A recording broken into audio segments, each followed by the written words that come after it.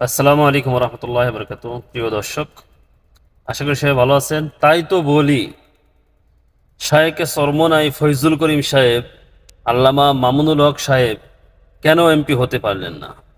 তলে তলে থলের বিড়াল বেরিয়ে আসলো। চলুন আমরা রোজিনার বক্তব্যটা শুনি। একটা শক্তি আছে, সেই শক্তি এর আগেও নারী নীতি বদলে দিয়েছে। কখনো যেন এই জাতীয় শক্তি মেইন স্ট্রিম না হতে পারে, আমরা সেই কাজটা করতে পেরেছি, তাদেরকে আমরা মেইন স্ট্রিম হতে দেই নাই।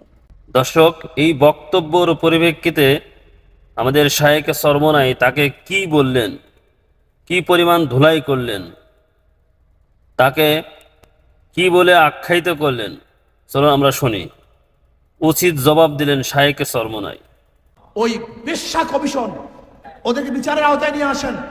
আমি অভদ্র ব্যবহার করতেছি, অভদ্র ভাষা ব্যবহার করতেছি অভদ্রতার জন্য। এখানে আমি কোনো সুভদ্র ভালো ভাষা ব্যবহারই করতে চাই না।